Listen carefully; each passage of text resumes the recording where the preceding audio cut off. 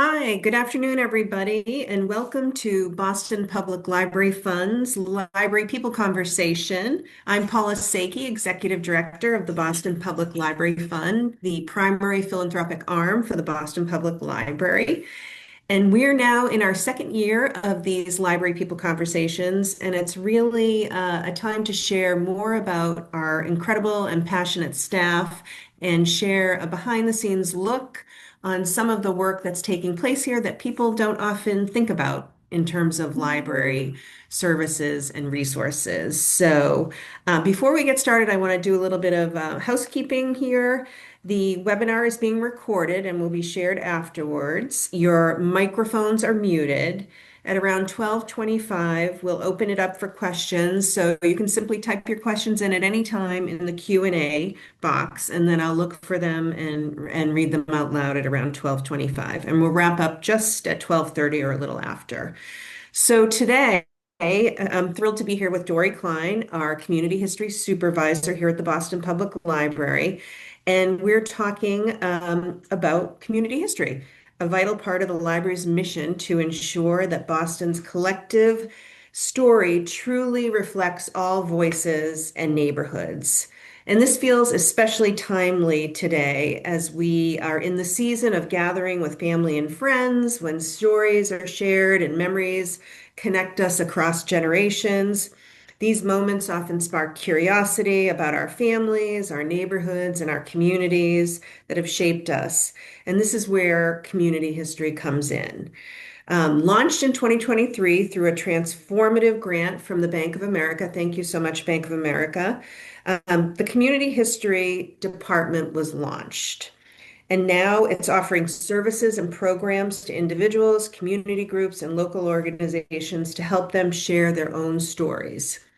It's truly about democratizing history, making sure that everyone has the tools and resources to preserve the narratives that shape the stories we tell for generations to come. Dory and her team are helping to uncover histories that have been overlooked, amplify unrepresented perspectives, and make historical research more accessible and inclusive. So, Dory, again, welcome. We're so glad to have you, and we're looking forward to this conversation. Thanks so much for having me. Great. To start, Dory, why don't you share a little bit about your background and how you got into this work with our audience? Sure, thank you. Again, I'm Dory Klein, she, her. I have an MLIS, Master in Library and Information Science, with a concentration in archives management and a master's in history from Simmons University. And throughout grad school and for a little while after school, I worked at the Leventhal Map and Education Center and at the BPL. I briefly returned to my hometown of Richmond, Virginia, where I was a librarian and archivist at a botanical garden. But I really missed Boston. So I returned and I started in a version of this role in 2020, working on the Boston Research Center, which is a digital history and archives lab in partnership with Northeastern University and funded by the Mellon Foundation. And as this department has taken shape, my role has evolved into community history supervisor. I now oversee two brilliant staff in the community history department, which aims to support our neighbors in researching, sharing, and preserving their personal and community history projects. And we do this by offering information, tools, and skills that help folks tell their own stories in their own words, in their own ways. That's amazing. Thank you. Thank you so much, Dory. Um, okay, so let's set the stage here for our audience and think about what community history means and how we define it. And you did talk a little bit about that, but what makes it different from traditional historical research? Yeah. So in a nutshell, community history is the history of a community as experienced, documented, and told by members of that community. And this typically takes place outside of traditional academic and cultural institutions. So these histories might be held in a traditional repository, but it's just as likely that they'll be maintained within the community itself in a way that suits the community. So in this way, community history can be a tool for folks to add their own stories to the historical record while maintaining autonomy over the narrative. And I'll say too, a community can be broad or narrow. It can be centered around any number of ways that we connect with and relate to people. So community history is not necessarily local history, although it can be anchored in a geography, but it can also be the history of a community that exists, say, entirely online, or the history of a diaspora or of a movement, and so on.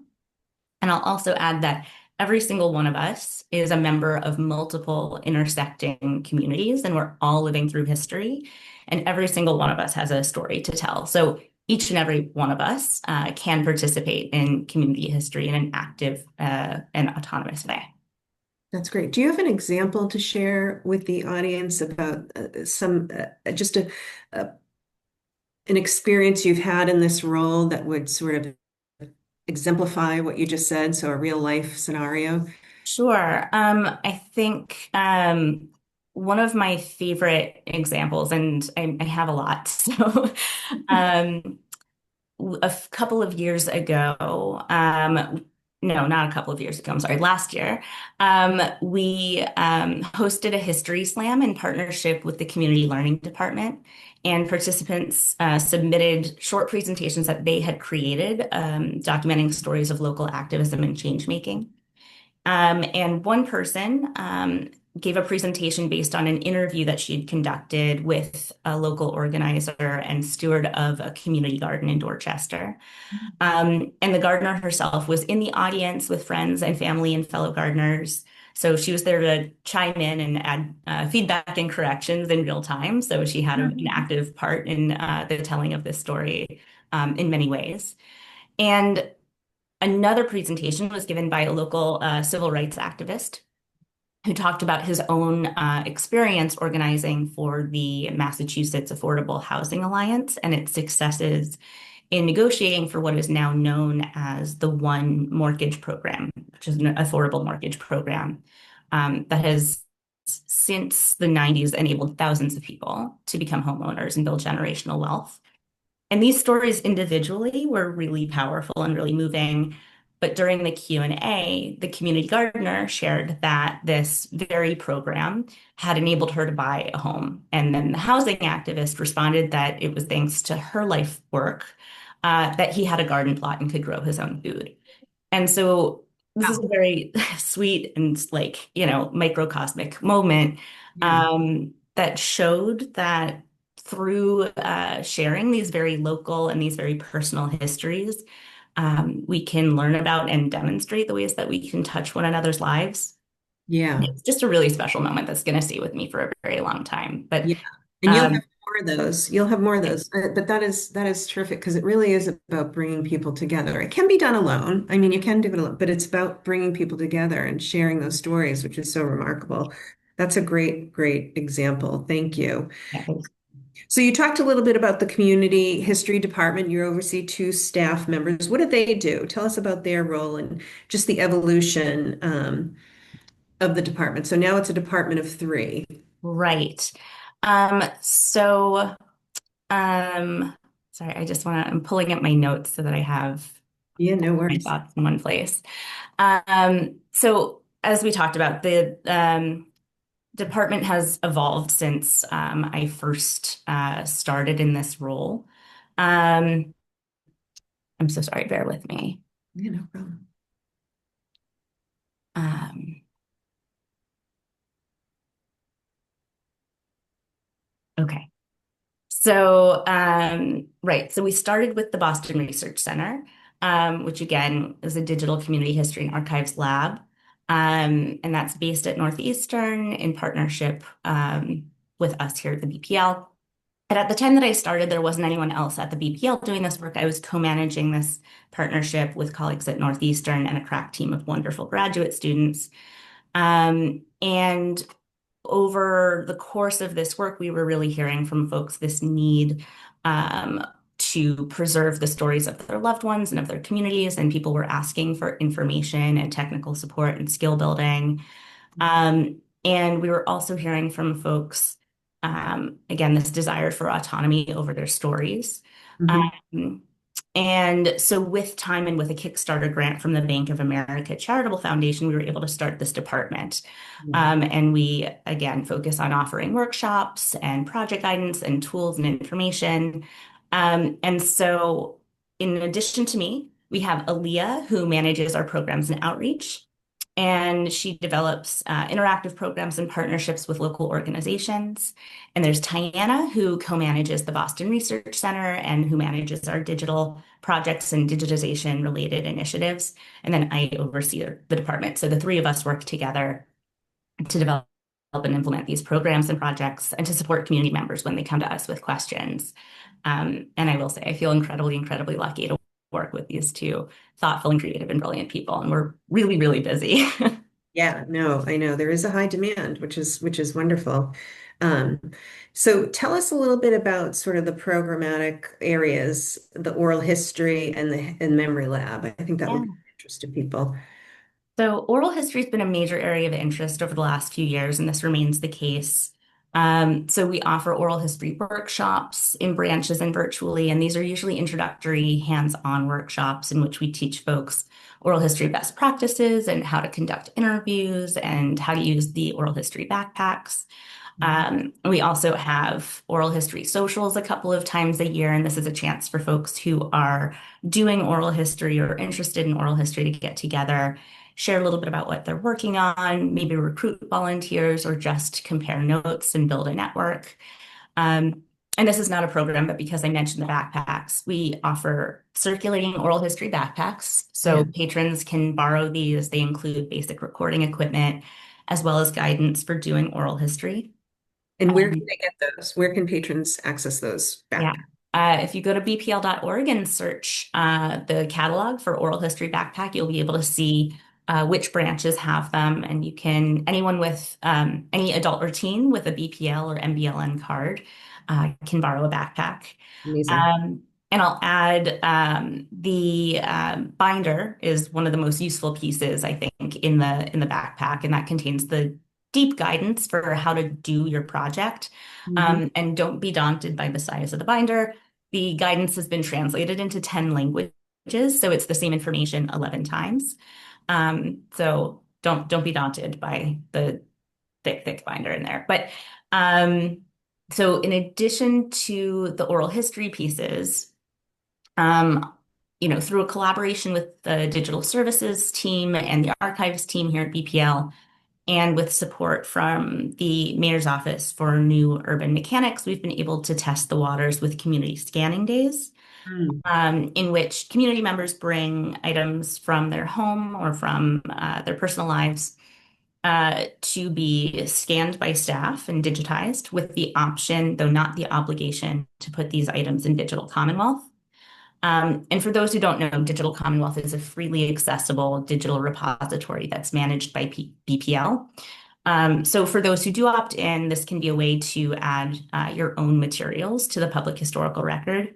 And the backpacks and the scanning days allowed us to experiment with different ways of sharing equipment and expertise and have paved the way for us to begin building a memory lab that we're going to They were pilot. popular. They were popular, those scanning days. Yeah, and they've really built up steam.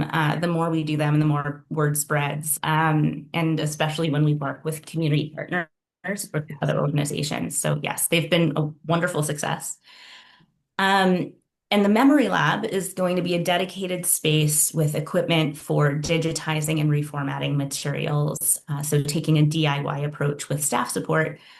So when this is up and running next fall, people will be able to bring in things like family photos and slides and letters, and eventually media like cassettes and home movies, which they can transfer to digital formats as a preservation measure or as a way of sharing these materials with their loved ones and their communities. And I'll add that this is being funded by the BPL Fund Special Connections Grant. So thank you. And we're Our really generous excited. donors. So this is important work, and I think it will be very well utilized because that is a resource that's in need and not available in many places as we consider documenting our own histories. So that's really amazing, Dory. And it will be at the Central Library in the McKim building. in the Bates Hall. So there's a Yeah. part in the Bates Hall, our wonderful reading room with the green lamps that everybody's familiar with. So that's going to be amazing. Yes, and it's going to be nestled in one of the alcoves that's not currently used, so it Yeah. won't interfere with the aesthetic Yeah. or the experience of Bates Hall. It's a great location. I think it's great. And part of that is that we want to really bring people into the McKim building to access resources and services, very much like we do in the Boylston Street building, and really think about what those are as we move towards the renovation of the McKim building. How do we enliven that space through things just like the Memory Lab, which is amazing. Um, Okay, so moving on here, we want to hear a little bit about your work across the branches and maybe an example of community organizations that you're connecting with, and also really thinking about unrepresented voices. So I'm sort of combining two questions here. So first one is around expanding this through the branches community organizations. You probably have a couple of, I know you do, have a couple of amazing stories about community organizations. And then thinking about the historically underrepresented voices and breaking down those barriers for people to document those histories, which are so important. Right.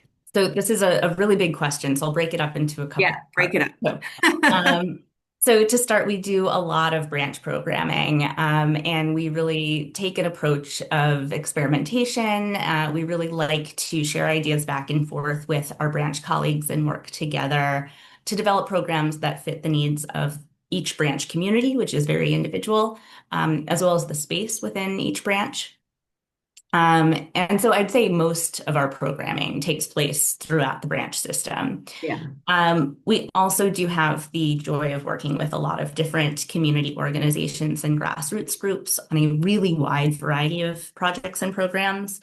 Um, One of the things that Aaliyah is working on right now is a collaboration with Revolutionary Spaces, the nonprofit that stewards Old State House and Old South Meeting House, Mhm. on a series of programs that we're calling Life, Liberty, and the Pursuit of Happiness. Mm, And these are going to obviously dovetail with the sesquicentennial, and we'll start in early spring and aim to bring people together to engage with the Declaration of Independence and examine our inalienable rights as we understand them today as individuals and community members and as a nation. And we'll be doing this through community conversations and rigging workshops and art making and exhibitions. So there's going to be a lot coming down the road, so stay tuned.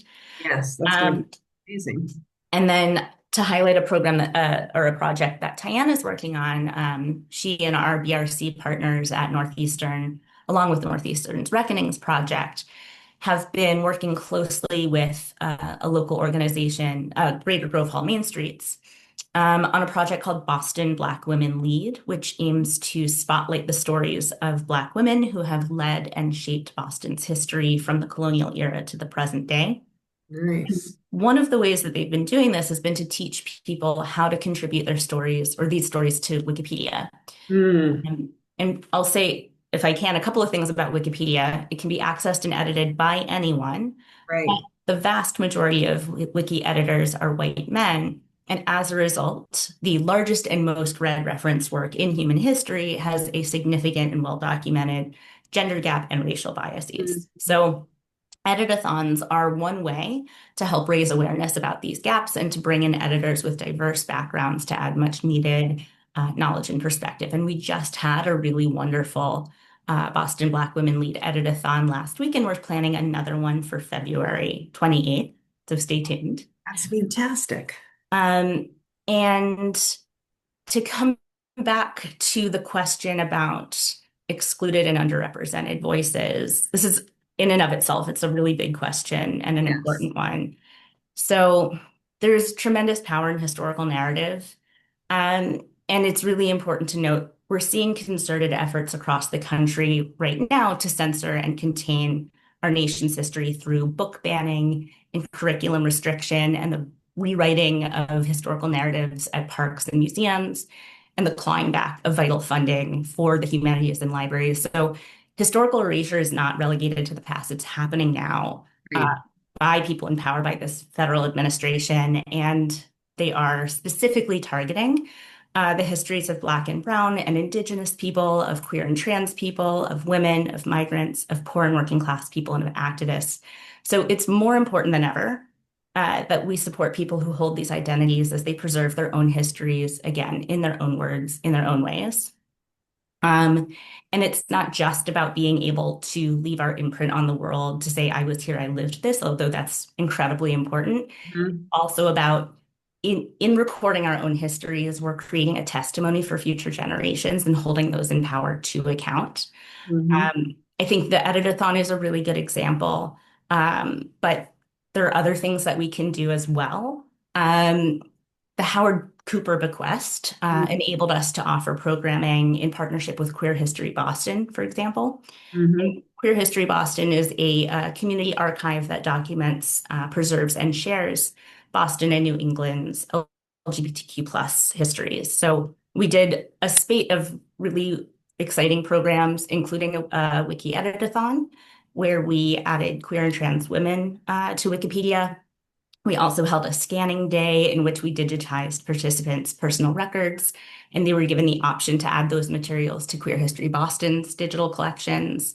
Mhm. And we held a panel discussion featuring the testimonies of members of Boston's trans community. So, in that example, we were able to share resources with a community archive that lost, IMLS funding that works to preserve and share Boston's queer histories, and also to expand Queer History Boston's platform by introducing them to the BPL's audience. I could give more examples. I just want to be more Yeah, mindful of that's time. great. That's great because we're coming up towards time and I don't see any questions in the chat. So I don't know if our audience wanted to add some questions because we have a final question. Um, you probably answered that question, which was our final question was really a story that has stayed with you. And I think you really described that story so eloquently when you talked about the gardener and the um, activist sharing those connections together, which was so great. Is there one other that you might want to share that's quick and Sure. I mean, another project that comes to mind is the Gardens of Eggleston project. I was the humanities advisor, um, and this was a mass humanities funded project. And Gardens of Eggleston documents and celebrates the stories of the people behind the community gardens and the publicly accessible gardens in Eggleston Square. Um, and so it was just a really wonderful project to be a part of. My role was to share best practices and guidance for doing oral history and to help connect them to other resources like our friends at the Leventhal. So they built this really robust website with videos and gorgeous photos and interviews, and the Leventhal made an interactive map. Um, and, it was just this really powerful example of the ways that, members of a community can come together and tell this powerful story, not just about place and cultural identity and um, resilience, but it also spoke to resilience in the face of climate change and food insecurity. And so there were all of these themes that came together in a really beautiful way. And it was just a really exciting project that, like, we don't have to own, right? We're just there to lend support. right, right. That's amazing. I said amazing a lot today because I do think it's an amazing opportunity here at the Boston Public Library to have a community history department. I don't know whether that's novel or unique. Maybe just one quick soundbite on that. I think, are we the only library in the country with a community history department? We are among the first in so many areas. I wouldn't be surprised. Yeah, to my knowledge, we're the first with a department with this title.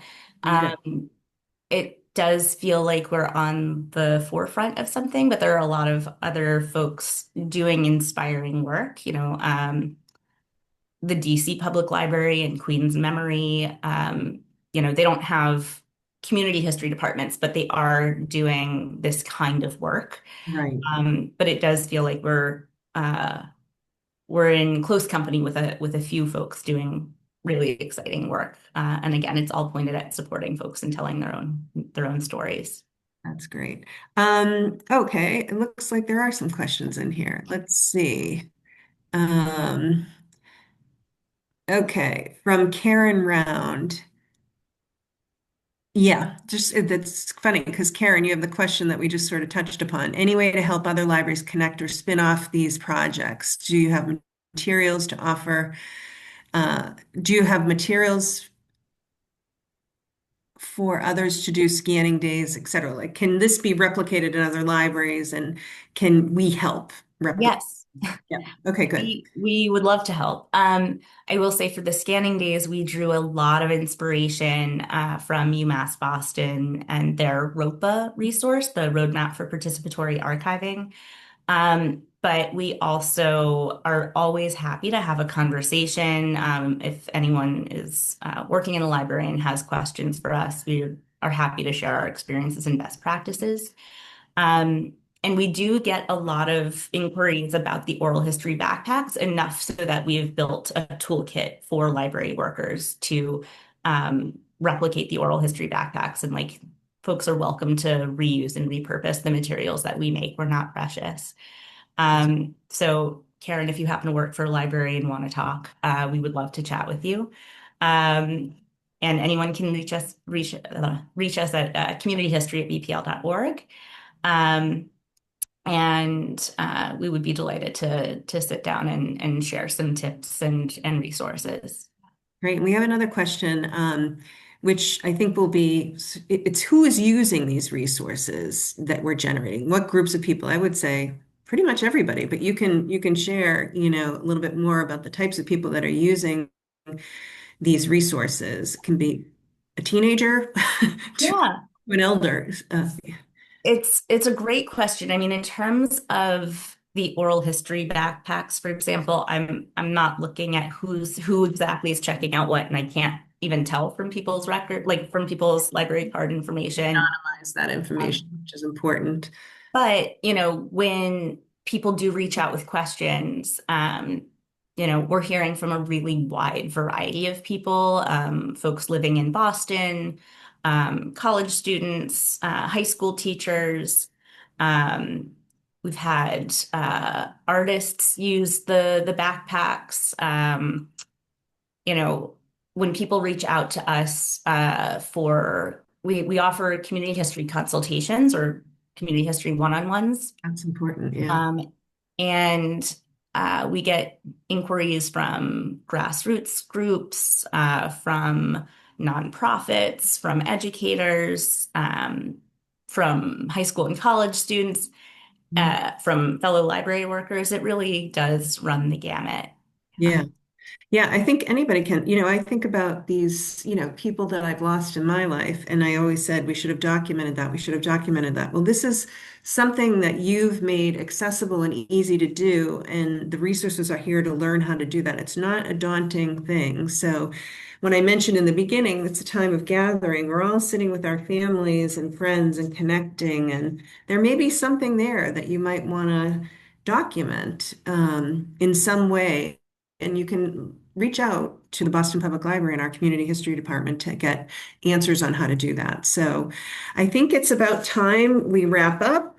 And for my closing, I just want to say thank you so much, Dory. Your passion and your insight and your expertise and professionalism is just, I'm not going to say it again, amazing, but it is amazing. And we are so honored to work with you and to support your projects, and particularly excited about the Memory Lab that's upcoming. And all of our supporters and our patrons will hear about that shortly. And thank you to all our guests today for joining in this conversation. We want these to be casual. We want you to understand some of the wonderful work that's taking place here in kind of a behind the scenes. We're in our offices, we're taking the time to share with you, and we hope you'll continue coming to these conversations and reaching out with any questions you have afterwards. And we're going to send you an email with some curated links that will help to direct you to some of the resources Dory talked about today. And again, thank you for joining us, and we hope to see you again very soon. And thank you, Dory, and to your team members as well for doing this important work. Thank you. And I'll just add if there were Oh, any questions in the Q&A that didn't get answered, because I just saw like a flurry of activity. So if anything didn't get answered, please feel free to reach out. We're communityhistory@bpl.org. somebody, yes, there are a couple, and we will note those questions, thinking about how scholars are using the resources, not the backpacks. So researchers in particular. And where do I learn about your upcoming programming? So we'll want to send that along to you in the links, which Dory has a great website as a page on our website at the BPL. So there's upcoming events there, and we'll share that out.